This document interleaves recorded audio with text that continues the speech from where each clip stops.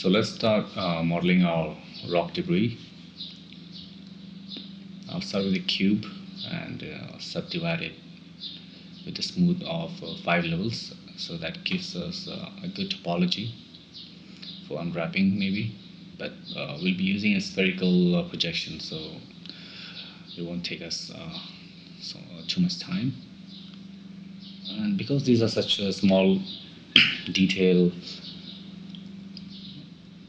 so we just try our best to model the rocks like a decent amount of detail. But I could have gone and exported these to Mudbox, but recently Maya's sculpting tool has been really great. I haven't really tried with like really high mesh poly, but the the polygon size that I have here right now with my rock is pretty manageable, and it won't really slow down the system even in rendering, because with the as of now, like everyone should be having like pretty decent system to run such medium res polygons. So I'm using a standard brush and pinching brush and flattening brush to model the rock. I'm trying to get some sharp edges, because certain rocks, they have like really sharp edge where they are cut.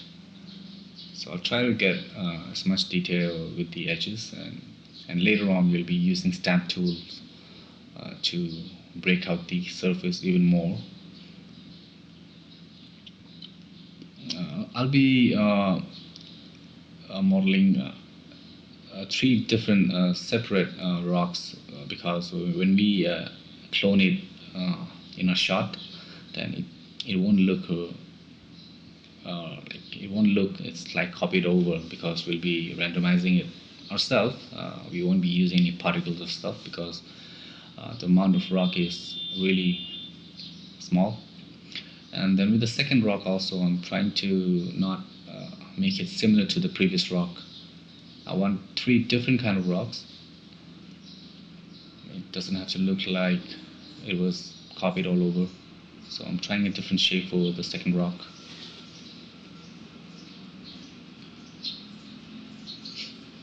I'll use different brush settings with different strength.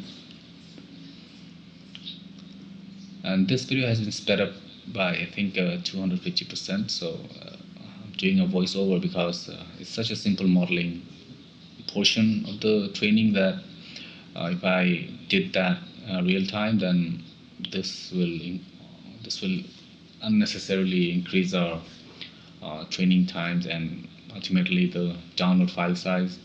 So because this is a pretty intensive training, I don't want it to be like 10-12 hours long. So I'm trying to keep everything as short as possible, but along with that, also trying to explain as much as I can. I myself am not a modeler, but I think I finished these rocks in like 30 minutes, just taking my time.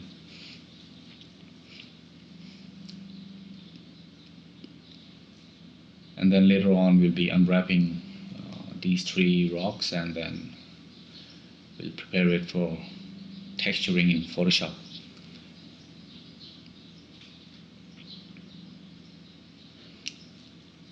I thought of using Substance Painter to texture these rocks, but I think most of you won't have that. So since Photoshop is such a standard app for everyone to have, so we do that in Photoshop. And this, for the third rock, I'm trying to make it a bit thin and elongated, so that it's much more different than the first 2. And the same thing with flattening brush. The flattening brush is used to flatten the areas that have that where the normals are quite facing towards. So when you flatten it, it just flattens that area, and depending on the brush strength. And then with the pinching tool, we just, wherever there is a crease, we just brush on top of that, and it pinches the edges, so it makes it look like hard edge.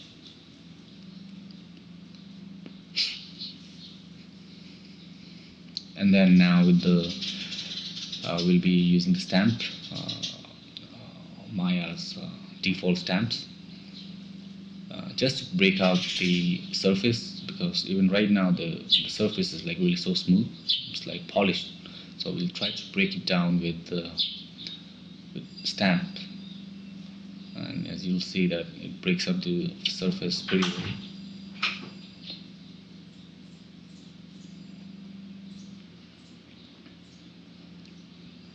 So in that way, when rendering,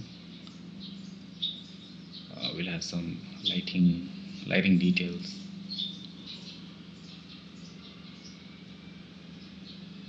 Now, as you can see, with the help of stamps, it really breaks the surface.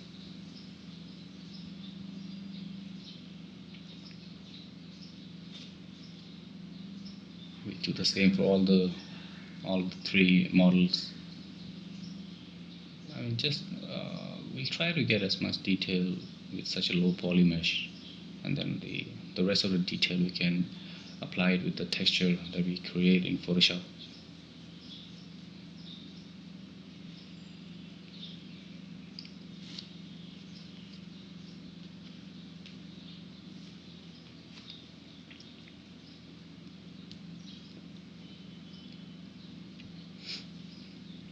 And I'll be using Redshift render. That's a GPU based rendering engine.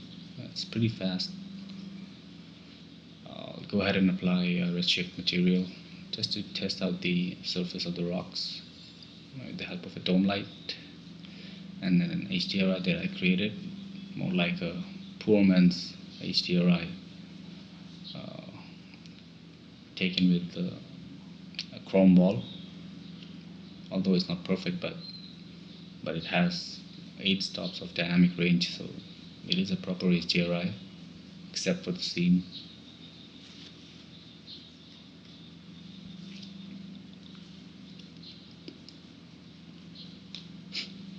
Redshift is pretty fast in rendering, and especially for if you're an indie filmmaker, then since turnover time is so low, you can it gives you the time. It gives you faster feedbacks on your iteration.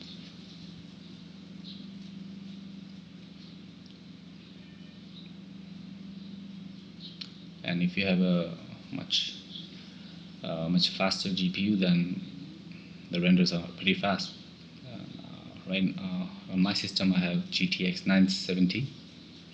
That's been approved by Redshift that it works with that.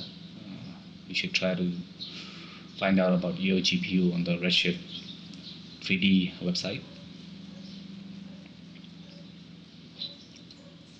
So I just try to see the mesh with the lights and see how it would react in a proper lighting.